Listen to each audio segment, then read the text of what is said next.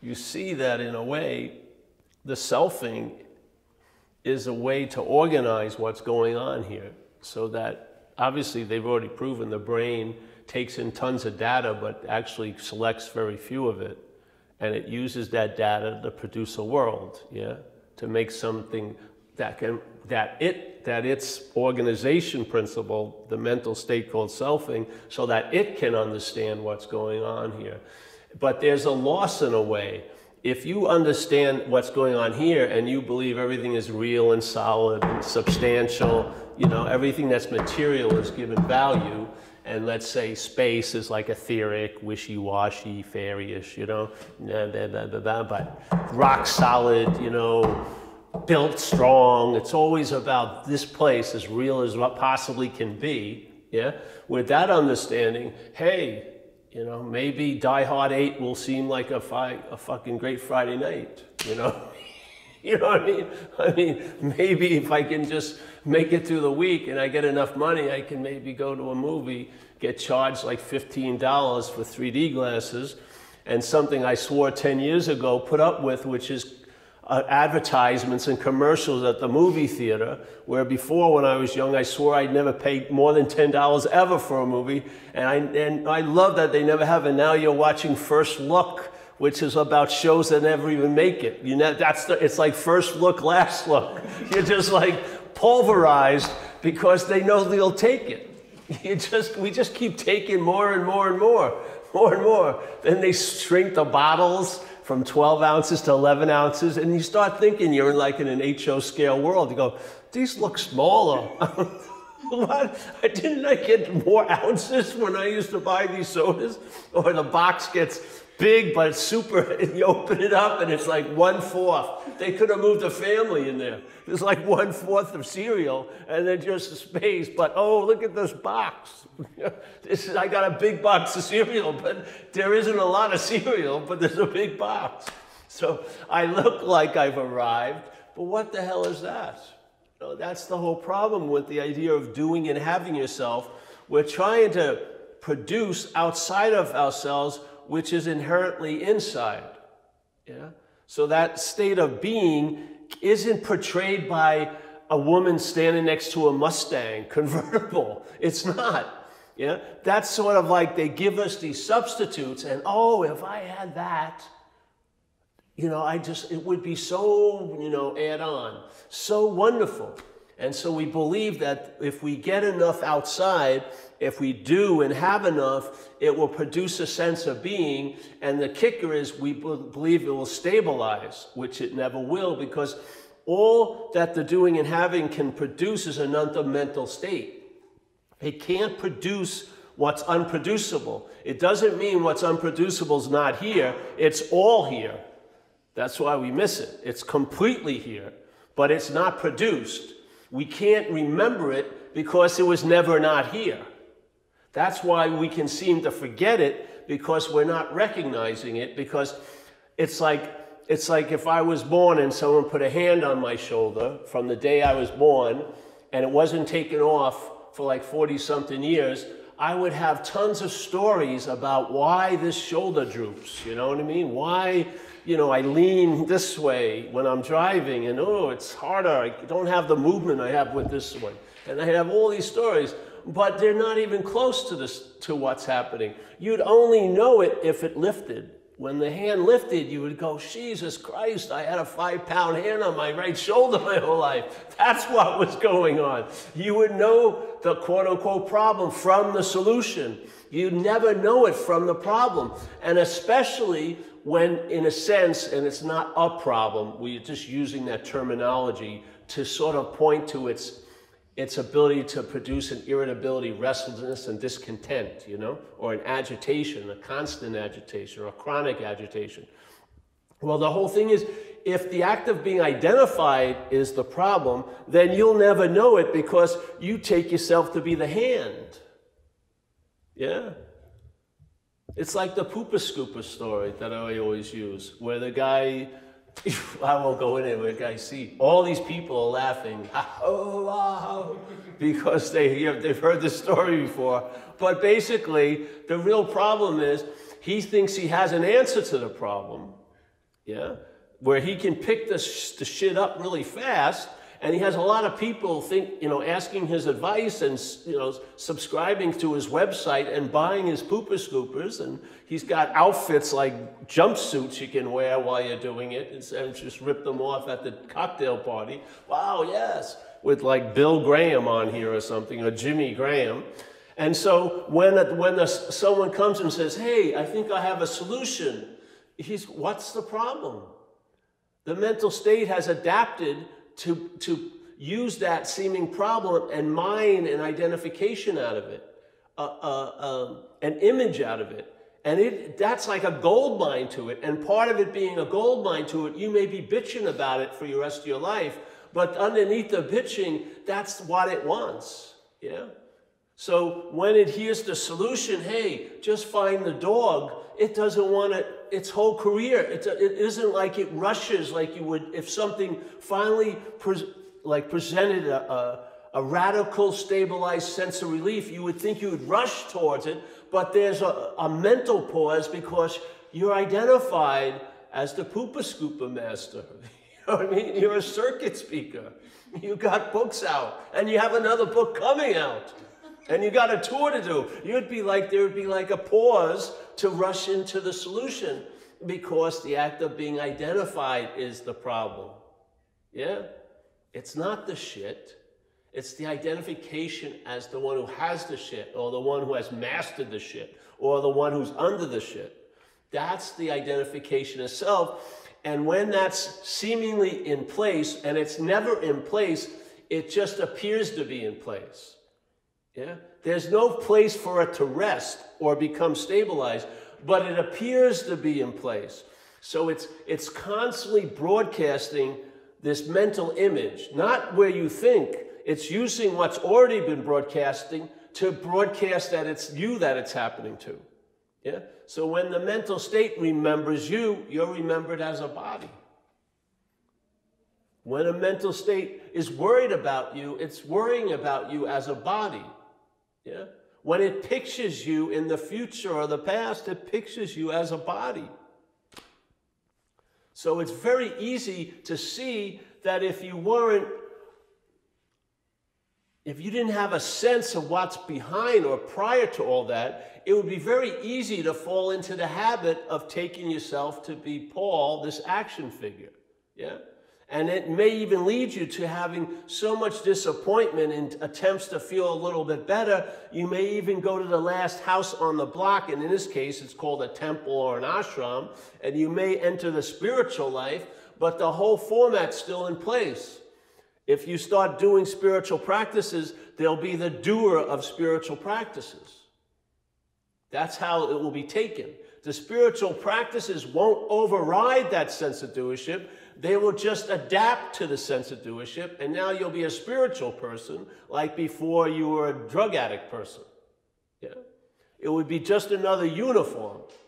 You would tell in the beginning it looks different, and maybe you feel a little different, but the basic underlying conditions in place, you're bonded to this idea of being a someone.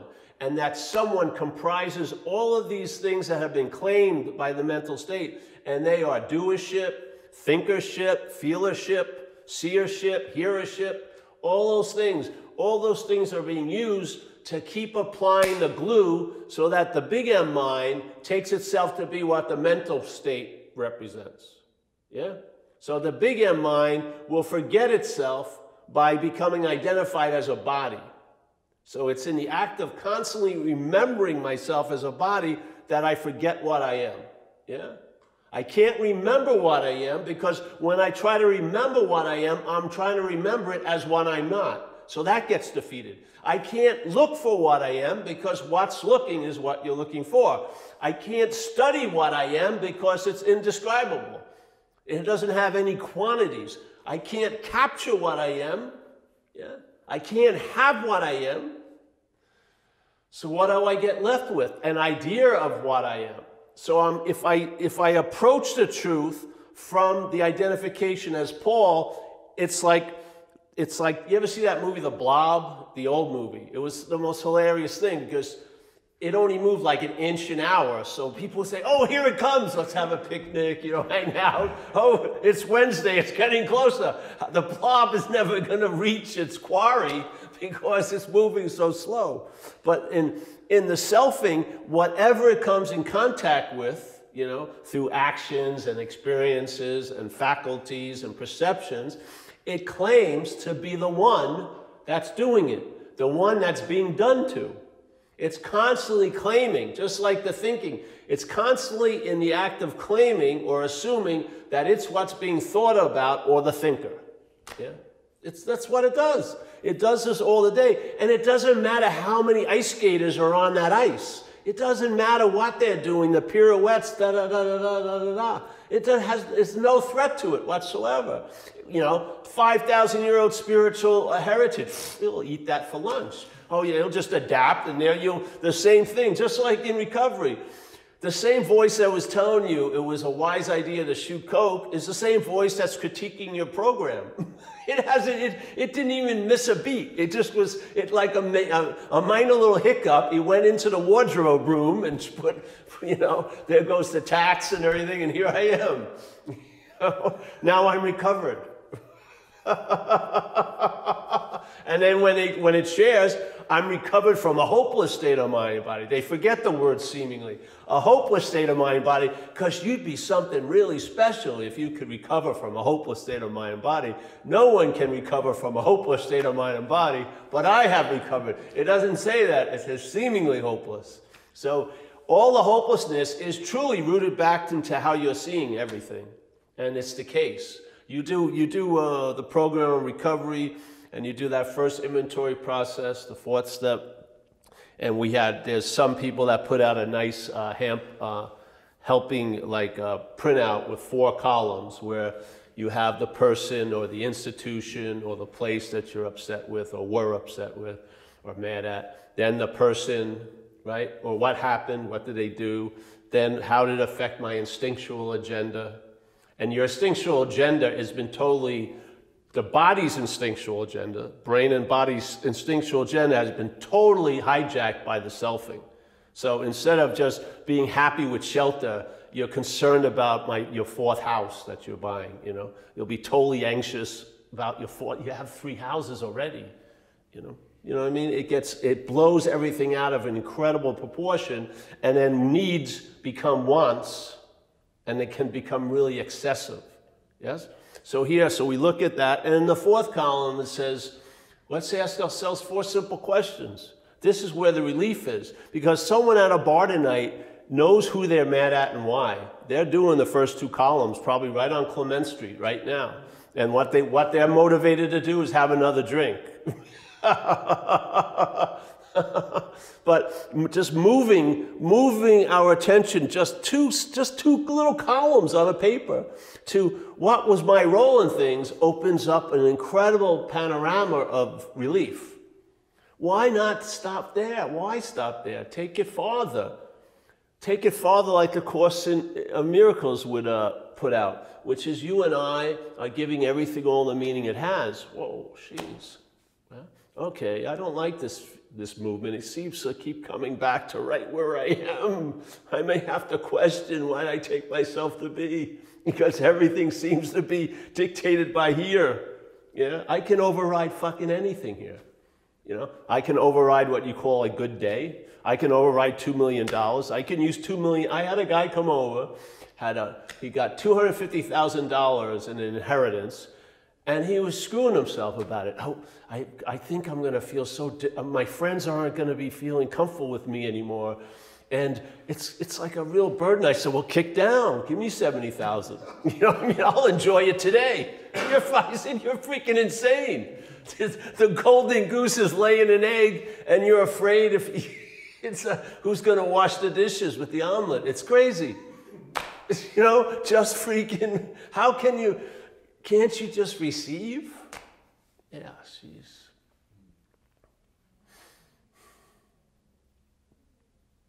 So you take it back farther. All right, a great Zen master, Hoang Po, says, whatever can be perceived cannot be perceiving. Well, there you go. I thought this was me, but this isn't what's perceiving. Then what the hell's perceiving? It's not out there, obviously.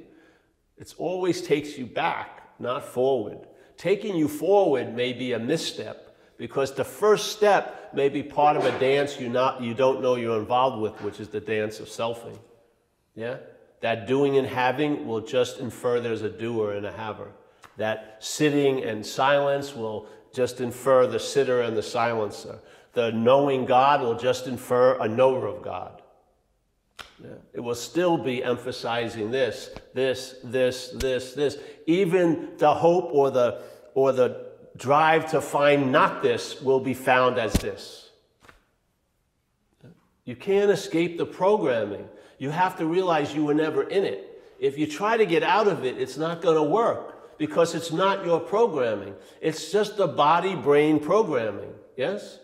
So the great solution is not from the problem and not going from the problem to a solution, but prior to the problem. The impossibility of what seems to be so becomes obvious to you. You see, this is an impossible event. How could the source of all love feel like it's unloved? How could everywhere and always feel the pangs and the suffering of separation? It's an impossibility. When I was a kid, I wasn't thinking, will I be here next week to play? I didn't have an idea of time yet. Therefore, I hadn't entertained the crazy idea I could be out of a moment. Yeah, I hadn't entertained the crazy idea I could be somewhere else other than where I am. It's only when the mental state developed, then these insane ideas became like the norm. You know what I mean? There's huge businesses built on getting into the moment. Huge businesses getting into the moment, or judging how little you are in the moment. And if you just did this or had this, that would catapult you more into the moment. The truth is, you can't be out of any moment. There's no moment without you here. There's nothing without us. Yeah?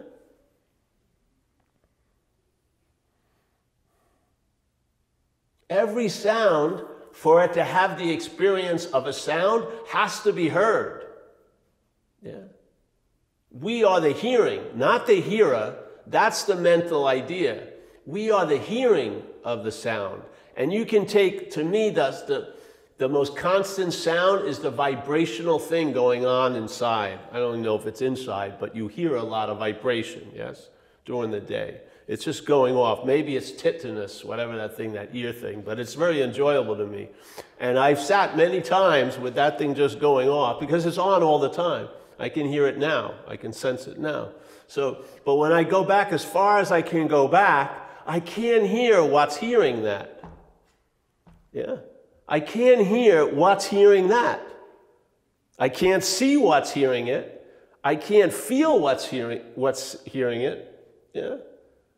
Because that's what I am. And what I'm not is never going to have an experience of what I am.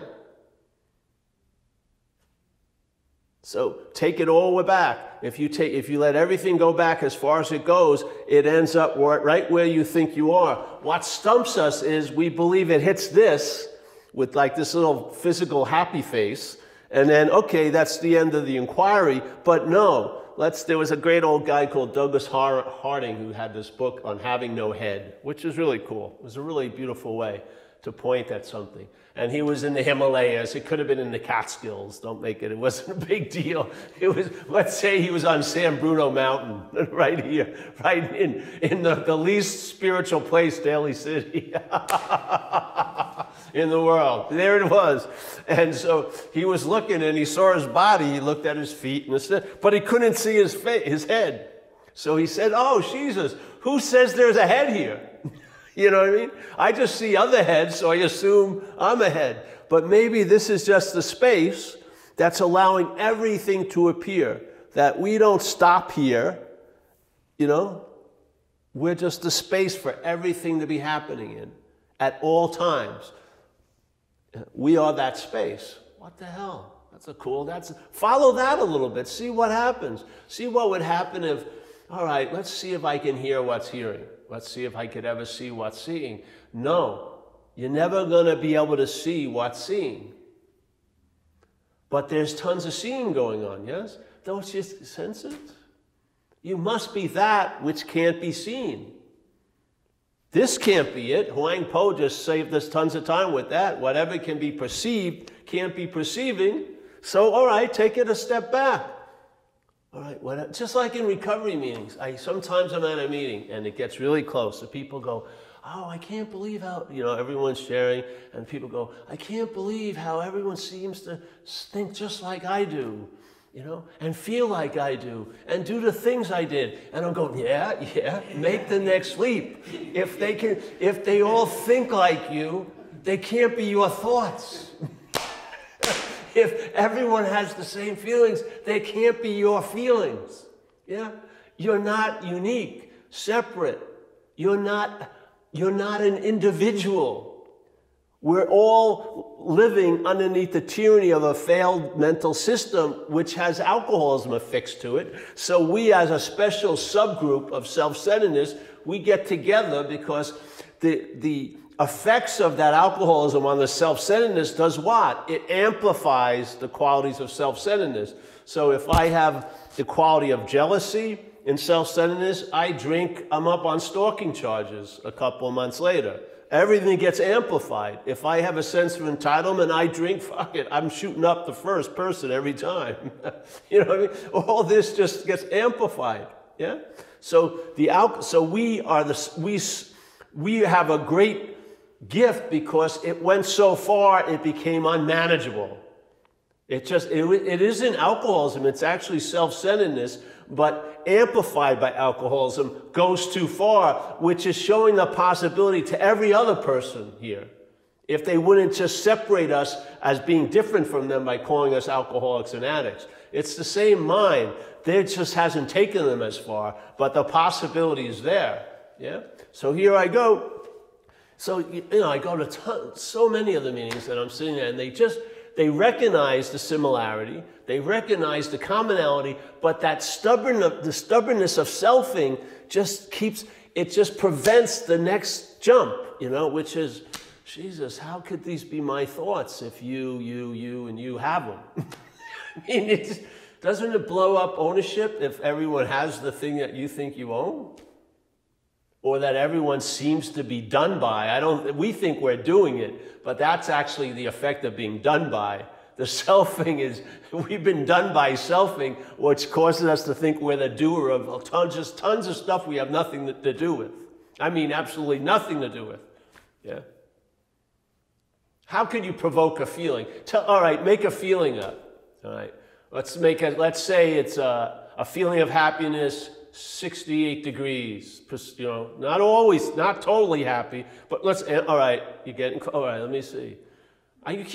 You're just throwing dots at sensations from people, we were taught. Some people have excitement mixed up as nervousness or anxiety. They can't even enjoy their life because they think when they're excited, they're getting anxious, which they're not. It's excitement, yeah?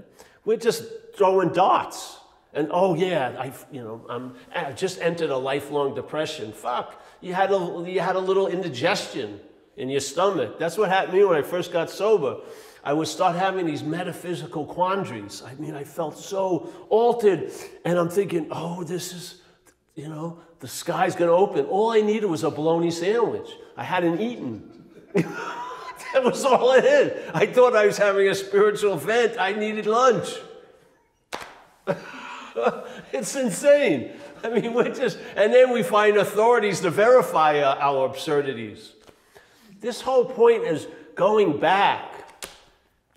Whatever you can do can be changed, not by doing, but by having a view about the doer. To start entertaining the idea that I'm not the meditator. I would guarantee that meditation would probably produce a lot more than you imagine, if that was questioned, yeah? It's just that. It's always just going back to the false subject. I remember it started happening to me once. The logic of my mental state was noun and verb, yeah? There was all this verbing with nouns placed to give it direction and meaning, yeah? So instead of life is happening, it would be life is happening to me. And then all little things that were happening in life, I would always be the reference that they were happening to, or I was generating the happening, yes? So it was, this verbing maybe had been too scary for my mental state, so it puts a noun in there. So it's happening to you. Okay, so I can write a story about that. If it's just happening, you know, it's not as dramatic, but it's happening to me. All right, then what happened is something dropped in, a download came and leveled the field. All the imaginary noun dummies were knocked over, and I saw it's just all verbing. All verbing, no noun to be found, no thing amongst all these things, yeah? And it changed, and from the solution, from that occurring, I could start seeing the problem, that the mental logic just runs into its own illogicalness, yeah? If you take it back, it'll just churn up the gears. It can't make sense, just like when things demonstrate as a way of really working in a strange way. First of all, it's our judgment that they're strange. We try to term them as paradoxical. But what is it paradoxical to? A failed thought system. When it sees how things could really go, it seems paradoxical to it because it threatens it. Yeah? This is, and so we put out, oh, that's paradoxical. What's giving it that meaning is the fucking insanity. When you were a kid, you know, coincidences, all this stuff that was the norm, yeah? It wasn't unusual. It's when the mental state got developed, then the wonder and awe went out of our lives, and the spontaneity went out of our lives. Then instead of running in the room with no clothes on and just, now every room I've ever walked in, there's been thoughts going along with it, yeah? Who's in here? What's gonna, on and on. It's like, before the game was played, it was great. Then Howard Cosell appeared in the booth, this fucking made-up booth, and it's been fucking narrating the game from then on. It sucks. I just want to find a sideline, but every sideline's still in the game because you can't get out of what you're not in. You can't escape from an imaginary place. It's that fundamental frustration is the source of all relief. When you finally realize, Jesus, the solution is prior to the bondage, not after the bondage. That my inherent state is still my inherent state. No matter how many coats of paint my mental state has tried to put over it, it's still that inherent state. It can be covered, it can be avoided, it can be denied, but it can't be removed. Just like you cannot get out of the parameters of a moment. You can't escape this, ever. We try to make it look like we've escaped it by making up time and by saying the past and the future is more important than this. But this is always what holds all the past and all the future. Every time you're thinking about the past, you're never thinking about the past in the past. And every time you're worried about the future, you're never worrying about the future in the future. It's all now. It's constantly defined, and this little demigod has no power to change the basic facts. It can have you believing false evidence appearing real by the constant barrage, by the constant claiming of perceptions and thoughts and feelings to push an agenda across, but in fact, it's all huffing and puffing, and it makes up imaginary houses to blow down. What's so is so, and that's that. What's seemingly so is unso, and that's that. So if you're awake to being awake, which you are, then you will be able to see false evidence as just that, and then it will never be able to appear real because it needs a you to appear real too. Yeah? It cannot be real. It can only appear to be real to what's real. Yeah? It has no reality in and of itself. Like in Buddhism say, this place is empty. Everything is empty of any quality other than emptiness in a sense. It's not a long-lasting, independent, separate thing. It doesn't generate itself. Yeah? It's inherently empty. And the emptiness is truly what's completely full. It's the emptiness of things. So there's appearances of things, but there's no things that appear. What's appearing is mind, dreaming. This is the reality, lending reality to things by taking itself to be a thing. If it didn't come into this ball game identified as a body, this thing wouldn't look as real at all. You would see right through it. But because it's given relevance to this, for this to be relevant, all the other things have to be relevant. You may not like what's going on, but it's the mental state completely needs things to prove it's a thing.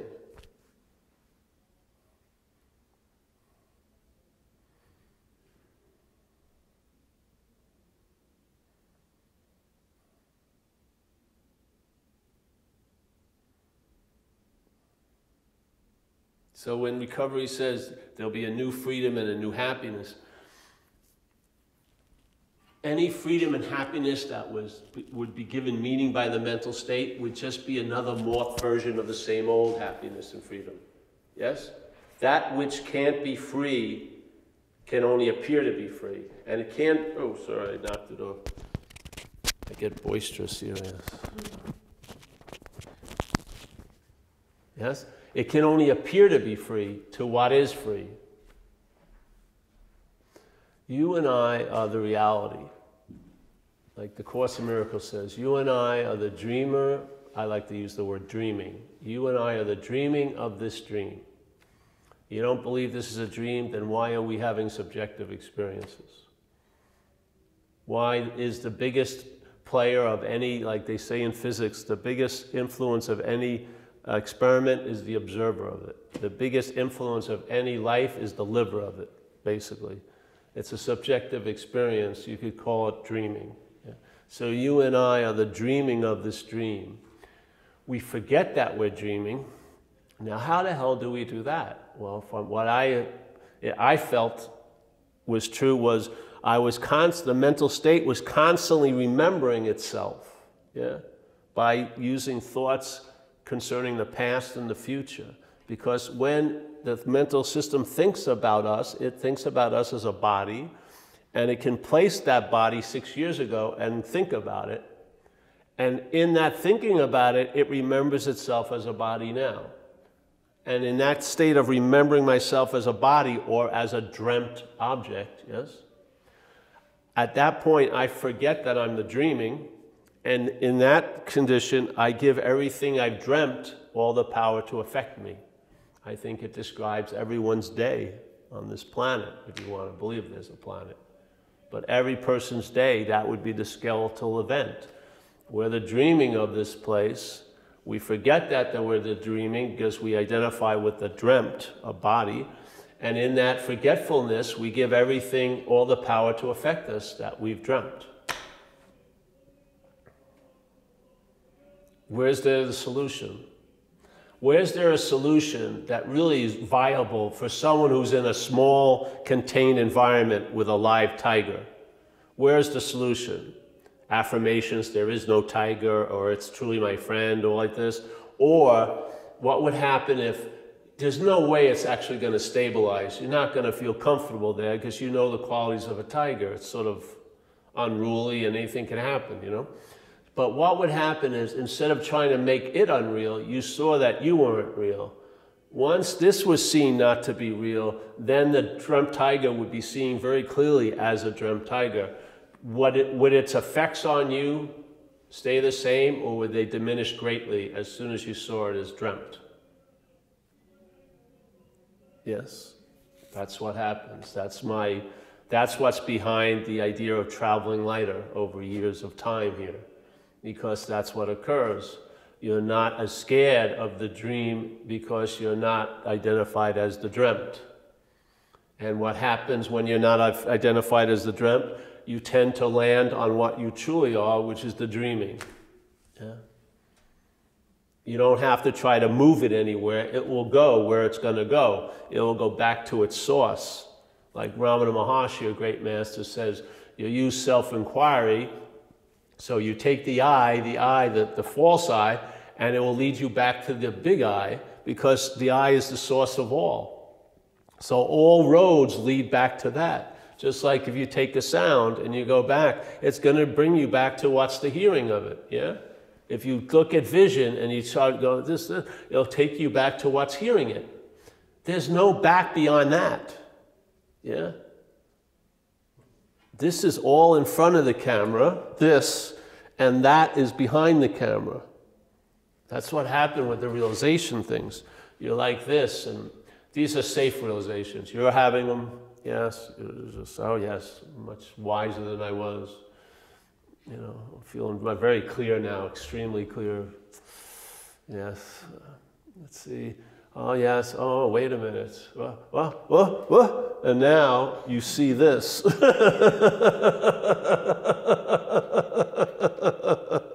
The gig is up. Oh, it's like the emperor has no clothes, because it's like you realize you're in front of the camera. So of course you think you're going to go like this and see what's behind the camera, but you're behind the camera.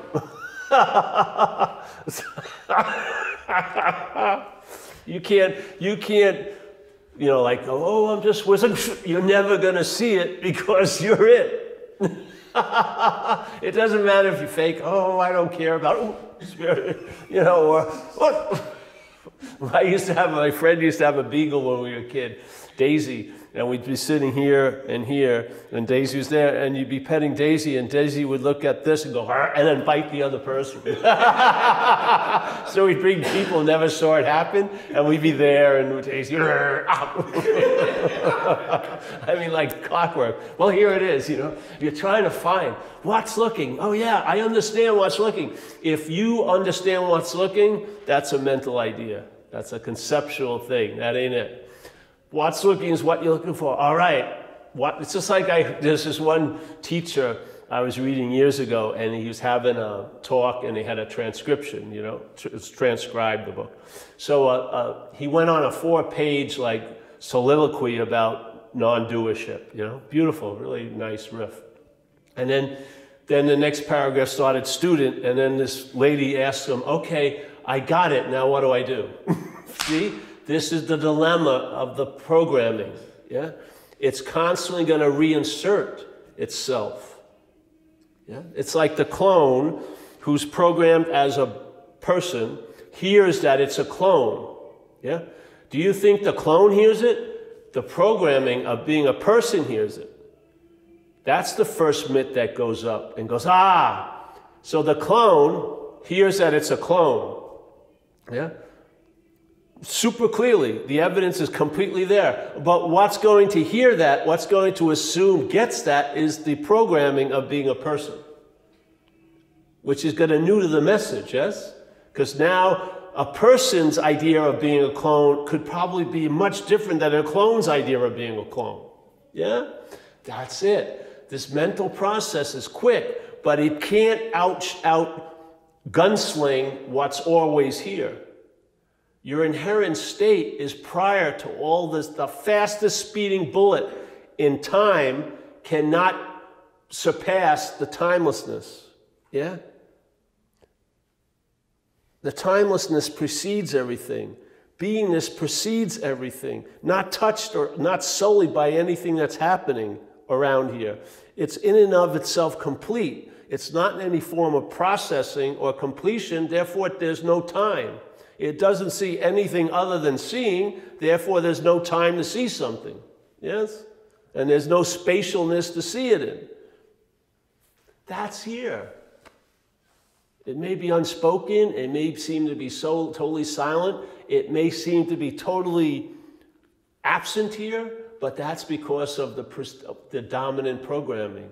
If you could see that maybe you're not the center of the system called self, maybe you're not that feeling of being a long-lasting, independent, separate entity. Maybe all the feelings of being ingrateful and all those thoughts are just fabricated by the mental state, that none of them speak for you.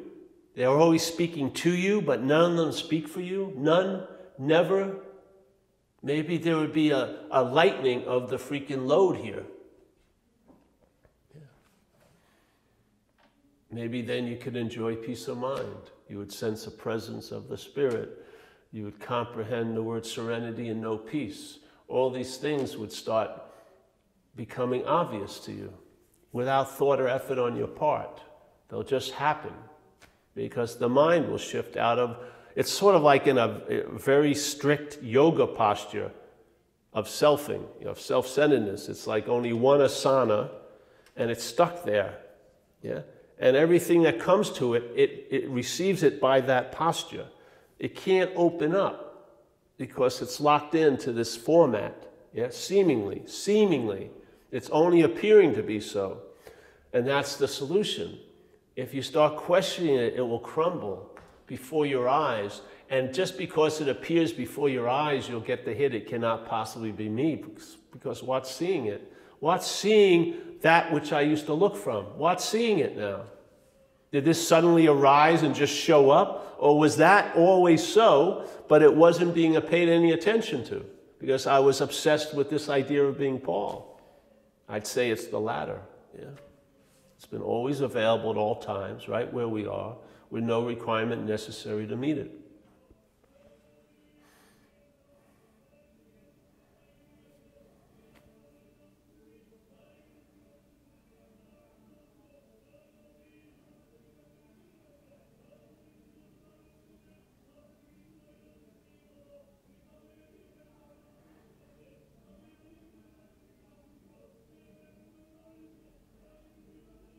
Now they sound like they're in a hurry. It's probably not going to work. Where are they going?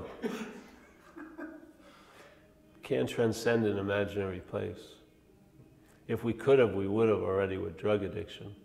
Maybe I can't be the greatest meditator, but I can shoot cocaine. And, you know, I let that go as far as it could possibly go, putting my life at threat many times for the rush. And when all's said and done, really never changed a damn thing. Yeah, it was just, and spirituality to me too.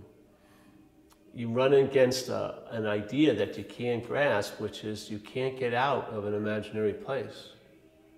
It's not going to be successful. Now, you can appear to be out of a place, but you're not that you that can appear to be in and out of places. What you are, yeah, can never have been bound and never needs to be free. It's inherently so, yeah. It's not a condition that's going to be produced or come about by any effort or act. It's a state that's prior to all states. A stateless state. Yeah.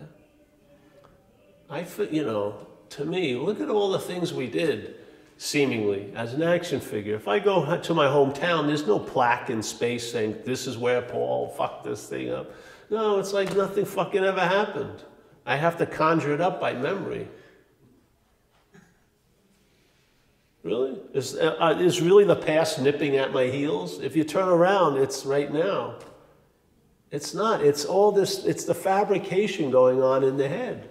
It's like a travel movie in timelessness. You know what I mean? It's got this giant, you know, historical chronological story of me with huge interruptions that are like glossed over. You know what I mean? And so that the continuity of the narrative can continue. And sometimes it gets more insane, you can't even take it anymore. Sometimes it's like, it's narrating today based on 1985. You know what I mean? Like, I'm thinking I'm going to meet an 18-year-old girl. I'm 60 now. I mean, if I meet an 18-year-old girl, it's going to be under suspicious circumstances, probably.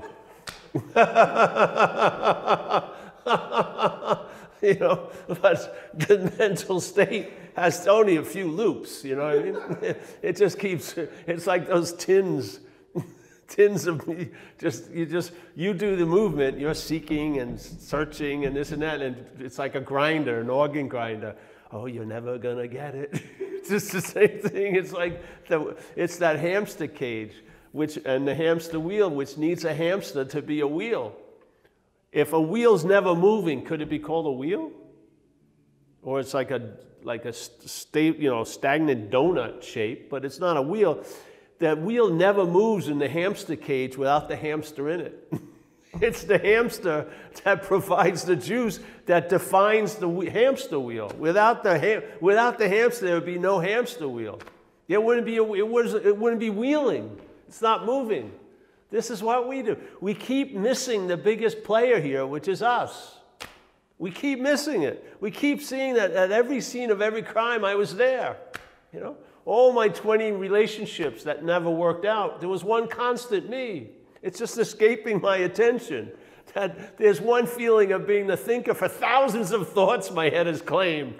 So thousands and thousands. You know how exhausting it is to claim all day? It shows how empty it truly is, because it lacks any kind of relevance but what it can attach to. Yeah? While what you are doesn't say a damn thing ever. It's completely what it is at all times, always available. Well, there you go. There's too many people today to take any questions, so just write them down and put them in the basket as we pass away, and I'll get back to you, written answers.